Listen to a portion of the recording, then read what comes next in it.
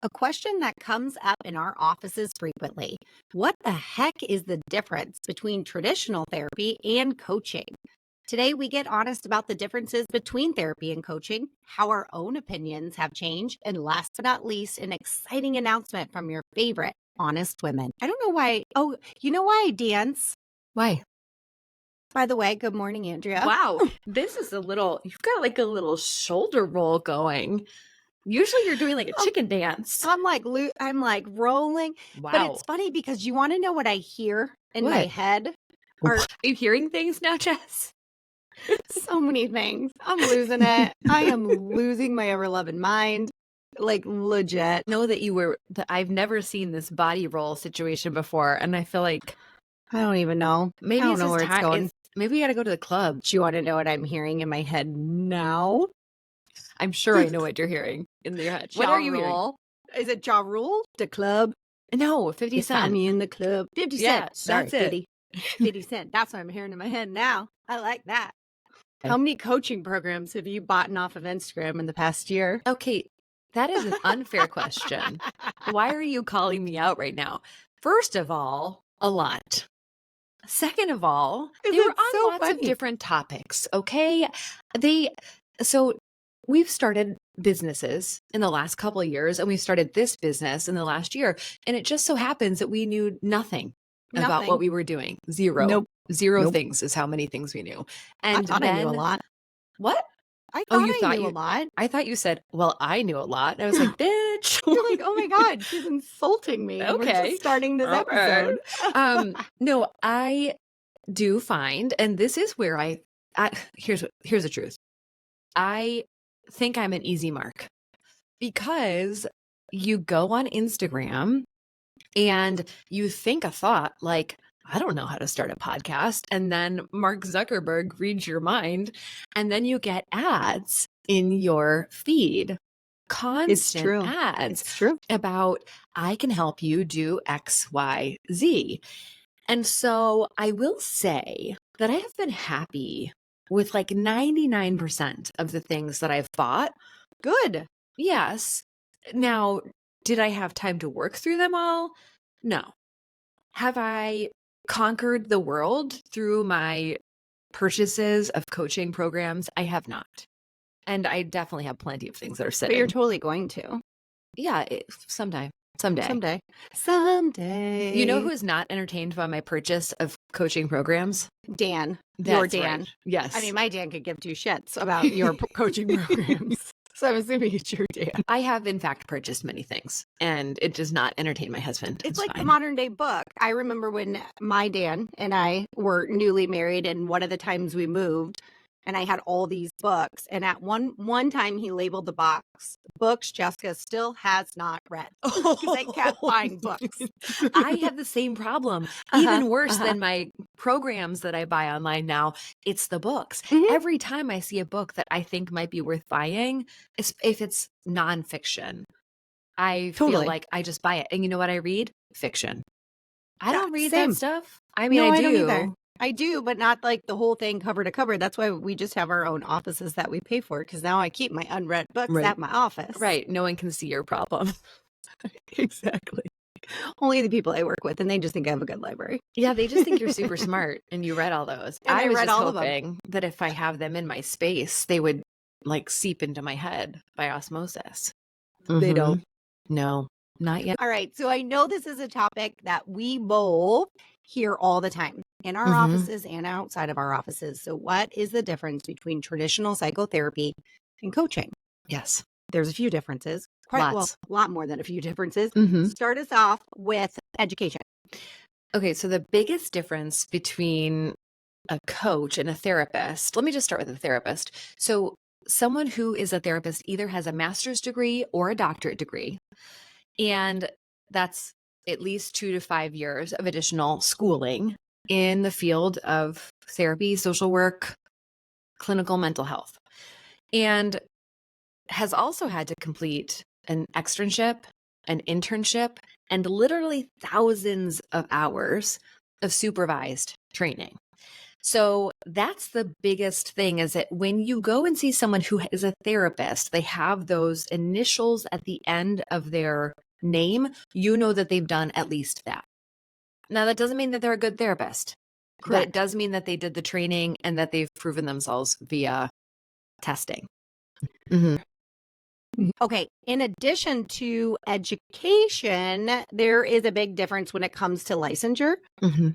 So not only did we have to have a number, thousands, literally thousands of hours that were supervised by a certified mental health or a licensed mental health professional, we then had to take a number of exams, Mhm. and we had to pass those exams to have our clinical license.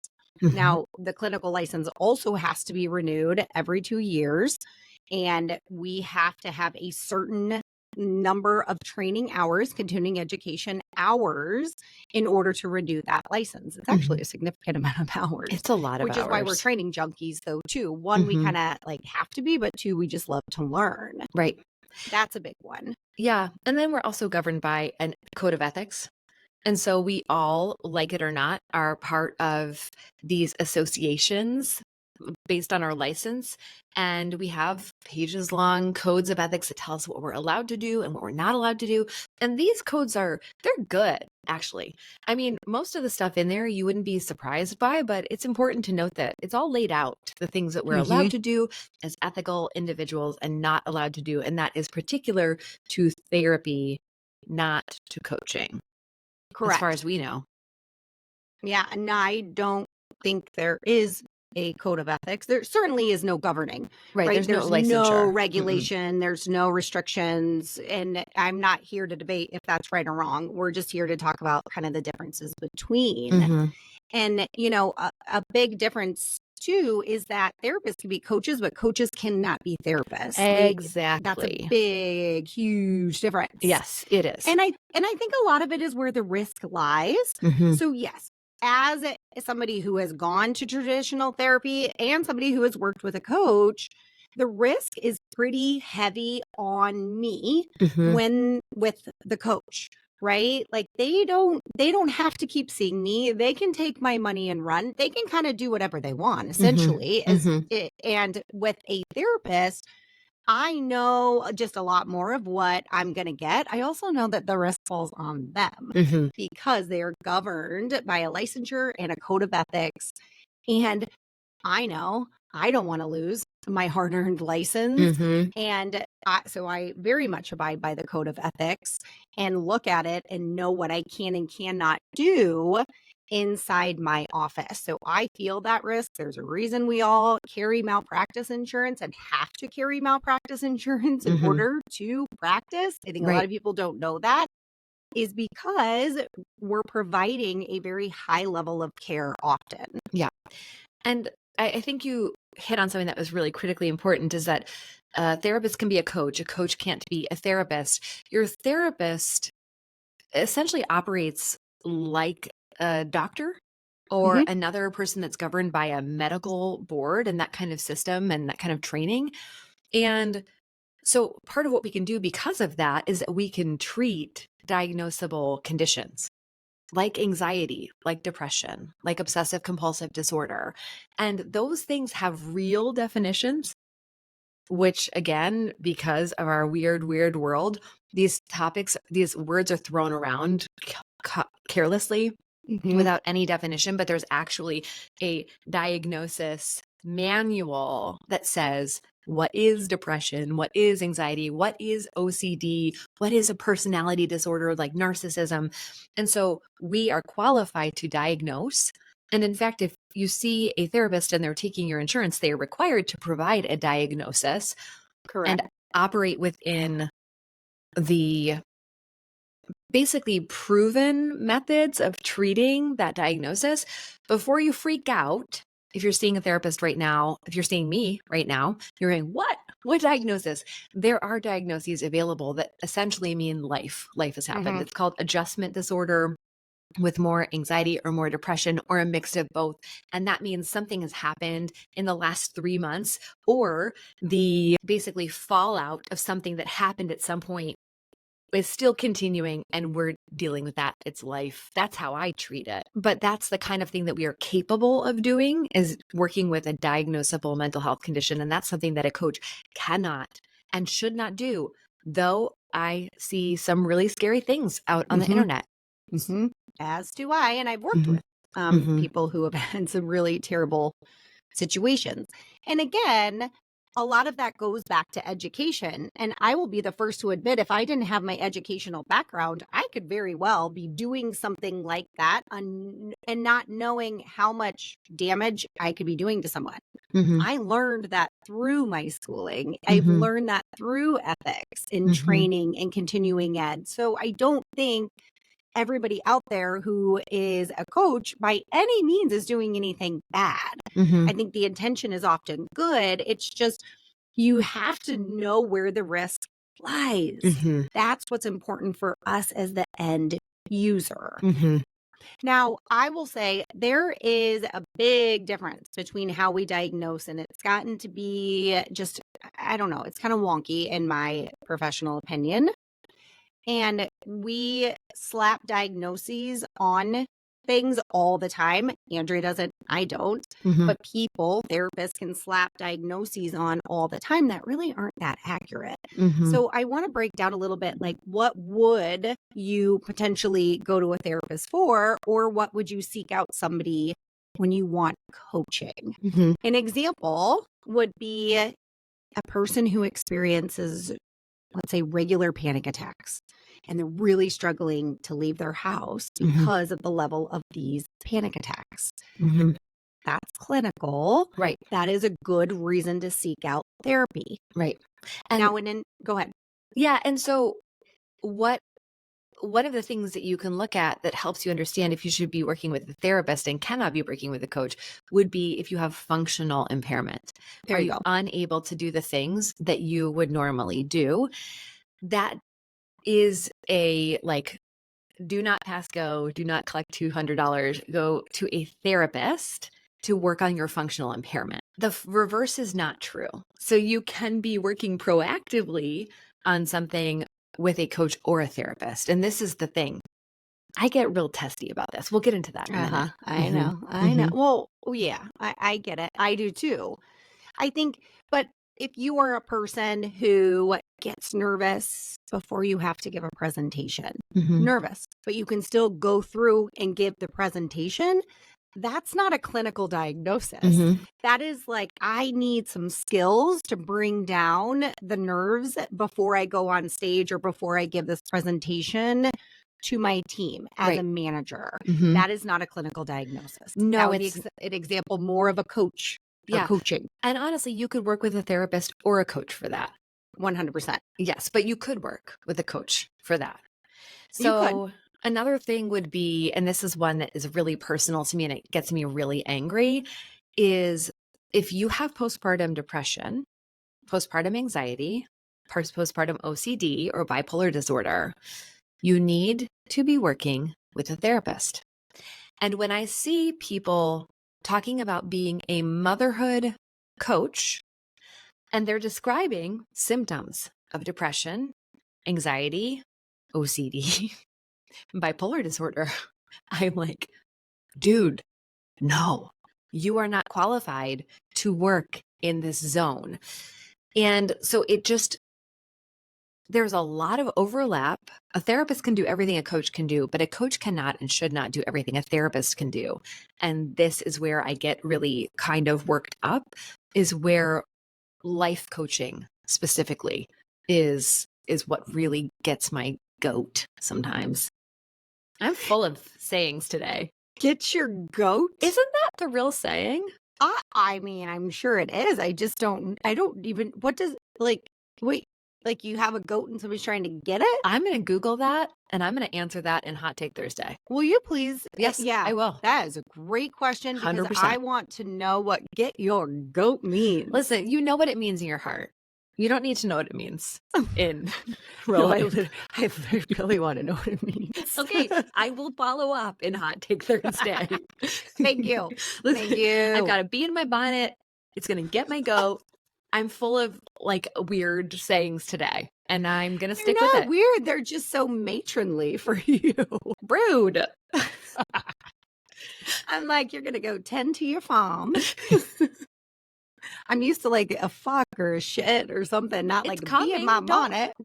keep talking about the difference between therapy and coaching, and I'll get going. Don't worry. Okay. I'm going. So, as you can see, Adria has some opinions on it. I I do do. too. I do. I have a lot of opinions on it. It's, yeah. If I'm being honest, and I'm always honest, I really struggled with the concept of coaches because Mm, I've seen and heard true horror stories mm, inside my office. However, my thoughts are changing a little bit. Yeah, we Uh-huh. would trade some.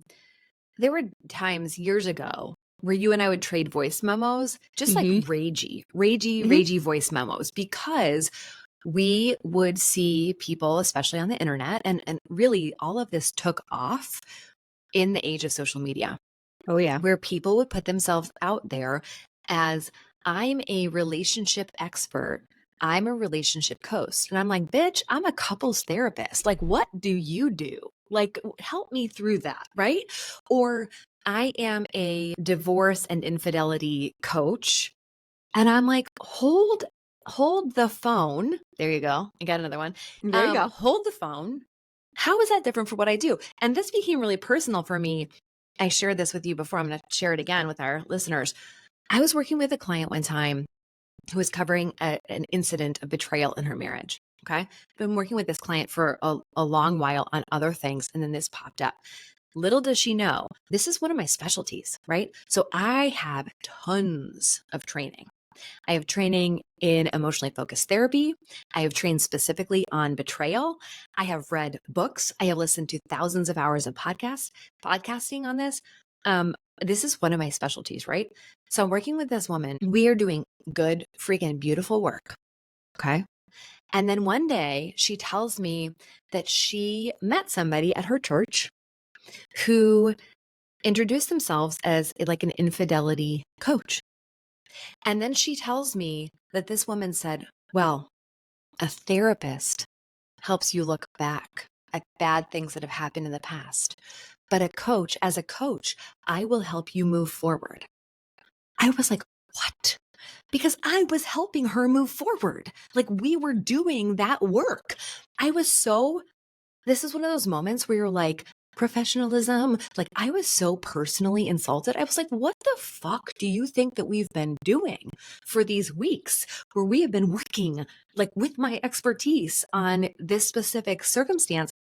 And she ended up wanting to have this person be a mentor and then paying this person, I think, a lot of money. Mhm. And this person promised, I have outcomes for you.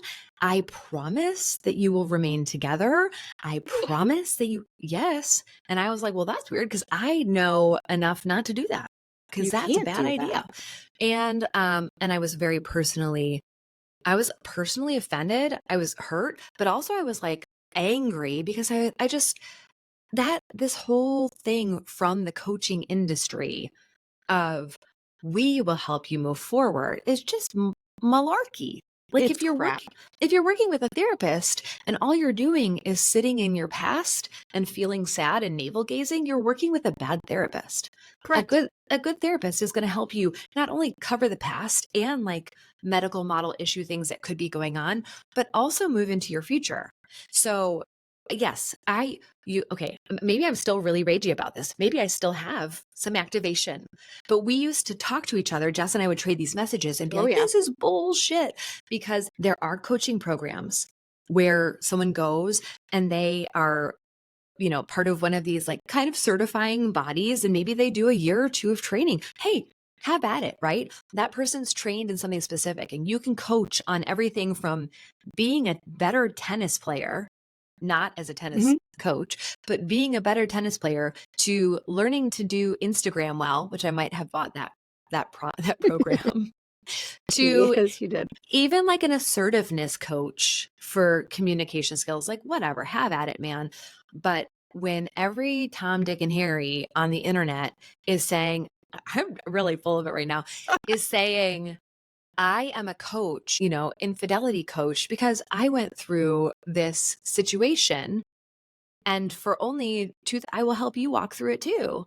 Or I am an eating disorder recovery coach. Holy shit. Talk about things you should go to a therapist for who specializes in eating disorders. There's no such thing as a generalist in therapy. Don't go to someone who says I treat everything. No. That makes me angry because while there are people who have coaching certifications, there's plenty of people who are like, I'm a relationship expert. I'm a parenting expert. Tell me more about your expertise. Do you know that I actually immediately discount you if you call yourself an expert? I know, except that remember I sent you that thing the other I day hate it. where I know I sent Jessica this girl's website and she had put herself out as a relationship expert, a marriage expert. And I was like, you know what? I actually kind of want to be called a marriage expert. And then I think I totally destroyed it, didn't I? You did. You were like, look at those promises. They were wild promises. They were wild It said in promises. 2 weeks, you taking my program will be closer to your spouse, even if they don't want to participate at all. You will have the marriage that you dreamed of in 2 weeks. All you have to do is pay me a bunch of money up front. I was like, what? We don't believe that. And actually, I don't like using the word expert, although I'm trying to step into that a little bit, because we look at people who have 20 years of training in our field and they've learned a particular model and they've been certified to the nth degree. And we say, oh, they're an expert. I'm not an expert. And sometimes as therapists, we don't claim our expertise because we are comparing it against a benchmark of people with years of training and experience. Whereas, seriously, anyone with an Instagram account can be like, I'm a parenting expert. Oh, literally anybody. And that's where I'm like, man, see, so many of us enter this field because we have so much compassion for others. And I'm like, crap, if I didn't have so much compassion, I'd call myself an expert and charge a shit ton of money and not feel bad about it. But I could literally never do that, which sucks for me. However, whatever, but here's the thing is, again, we have lots of things. We've just seen the impact of a lot of bad situations with just coaching that should be therapy. However, like I said, some of my own opinions about therapy in general is I have thoughts about that too. I do not think traditional psychotherapy is the end all be all at all. In fact, I've pushed against our field now more than I ever have when I started this career. Right. Yeah, I think we mentioned it before and it's worth saying again. Not everyone who has gotten the degree and holds a license is a good therapist. No. Not at all. And there is no therapist in the world or coach in the world who is good for everybody. Correct. And so there are things in our field that they're kind of outdated and they're challenging this kind of firmly held belief, this pushback that we had towards coaching, because they just don't really make sense in the modern world. Our licenses are tied to our state. Correct. And so that made a lot of sense before, therapy online or learning online was a thing. But now, why can I be on the phone with someone who's, 100 miles away, but not someone who's 1,000 miles away? I don't understand that. That doesn't make any sense to me. It does not make sense. Yeah, and that's where it hasn't caught up in the therapy world. I also think that just during the COVID lockdowns, everything that I used to really love about our field really changed. I saw a lot more opinions being given inside therapy rooms and from a value system, from a social system, stuff that really I have always prided myself on never getting into because that's not why anybody is coming to see me. Right. And what I've kind of pushed against in the therapy world is just this whole everybody, there's one right way and everything else is wrong. And if you don't think and believe this, well, then you're bad. And that's a nightmare for me and it creates so much disconnect. Well, And so yeah. that's where I'm like liking the coaching a little bit more because I'm like, I don't like that. This What labeling everybody and Yep.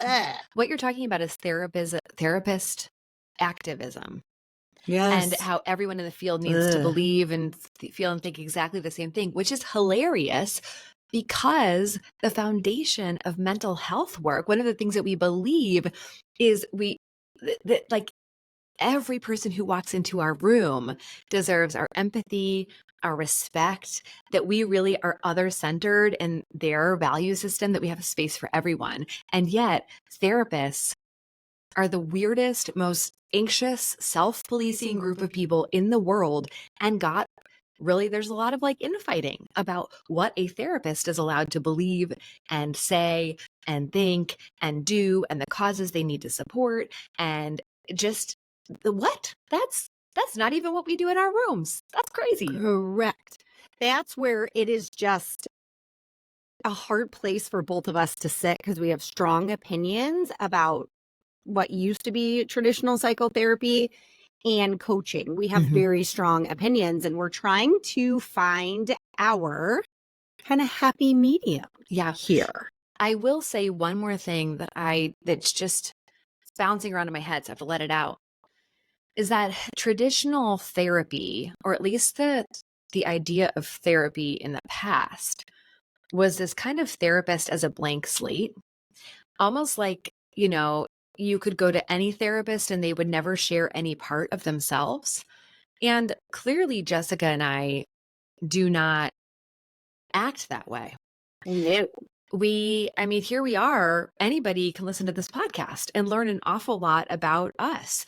And sometimes I ask myself, am I a good therapist? Because there's an awful lot of me out in the world, and I bring myself into the therapy room.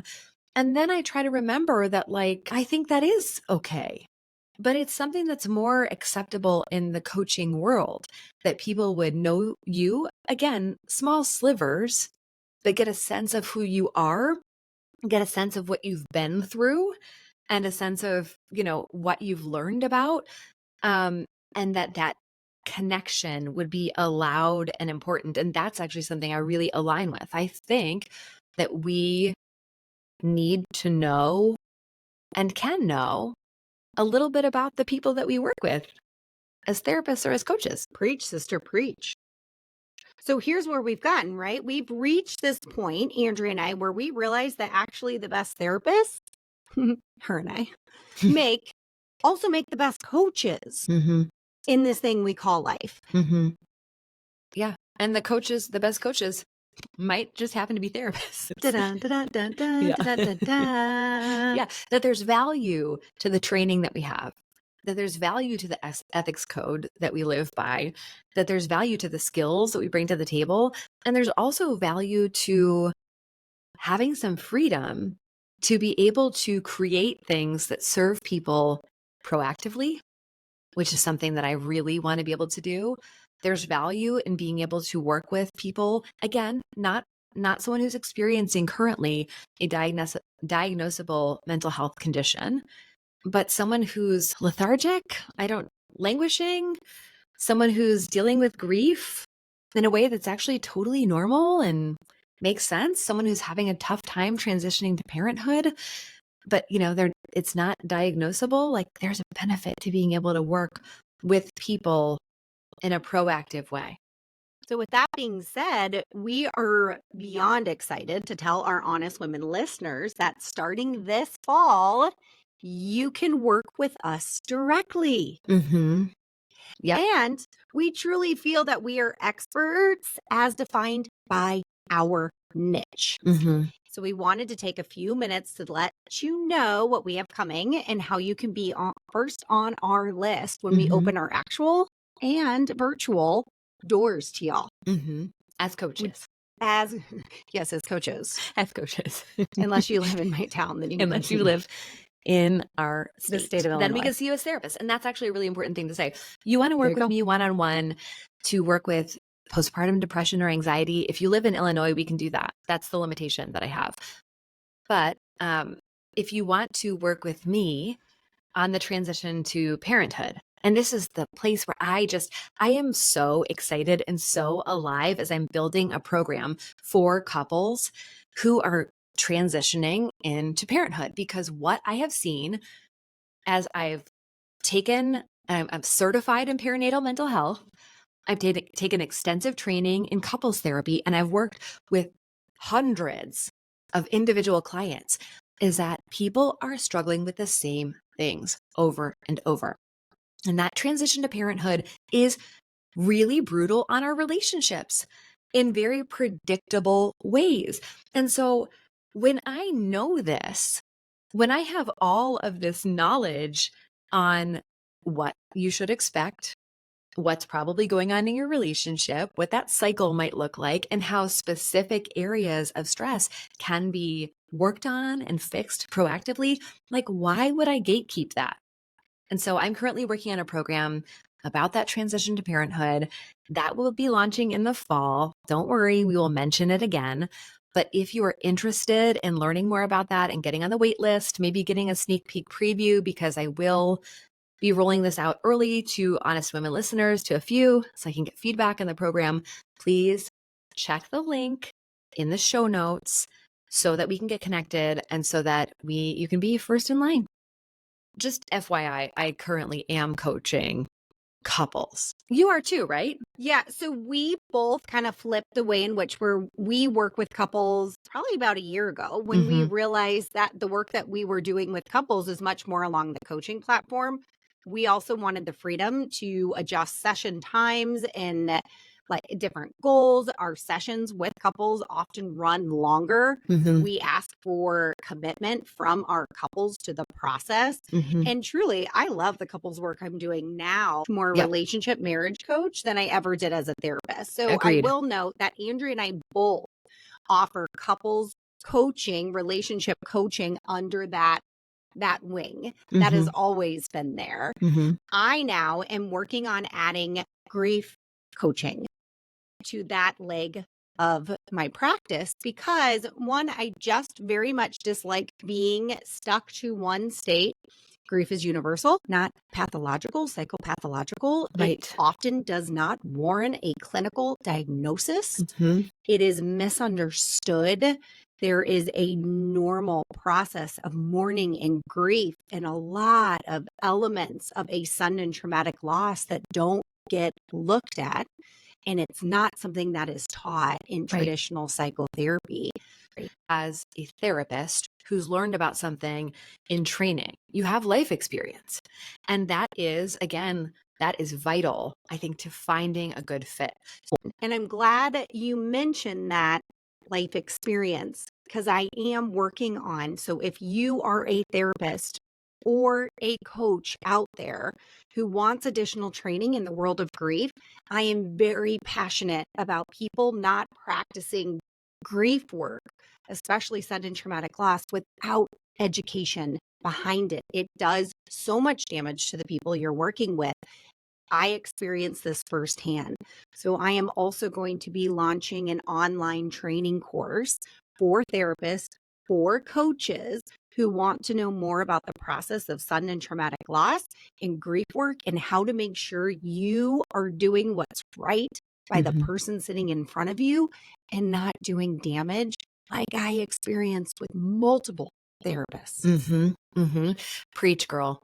I also had the experience of going to bad couples therapy, and that really damaging our relationship.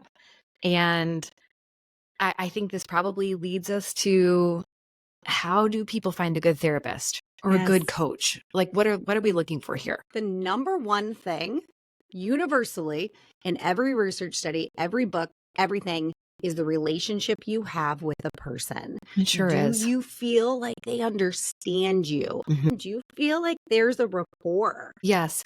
They call it the therapeutic alliance, and I call it the vibe. I think that any therapist or coach should offer you a 15-minute consult so you can get a sense of, like, do we vibe? And it's partly your job, if you're going to see a therapist or a coach, especially a therapist, though, who you probably are not committing to a number of sessions with. If you go and see somebody and you see them for a couple of sessions and it's just not clicking, stop. Stop. Yeah. Find a therapist that makes you feel comfortable, that you feel connected to, and that you feel confident in. Somebody who gives you hope. And for me, a lot of that hope comes from knowing that the person that I'm working with has training. I don't think anybody should be doing this work without appropriate training. For me, it's important to know that like they've been there. And again, this doesn't have to be the case, but I would have trouble learning from a parenting coach who doesn't have kids. Personally, I 100%. know how powerful it is to sit across from a woman who has postpartum depression and be able to, she can look at me and know I was there, that I was there and I know what she's going through and I'm not judging her. Now, is that enough? No, you should also be trained, right? We should always be trying to learn, but you need to check on the vibe. You Hmm. need to get a sense of if you have hope. Those are the two like hugest predictive factors, and make sure that that hope is backed up by experience that they have, training that they have, success that they have with other people, and not just really good internet copy because therapists and coaches are out there, you know, advertising ourselves as we do. And you don't just want to rely on good sales copy. Ask questions, get a feel for the person. Yes.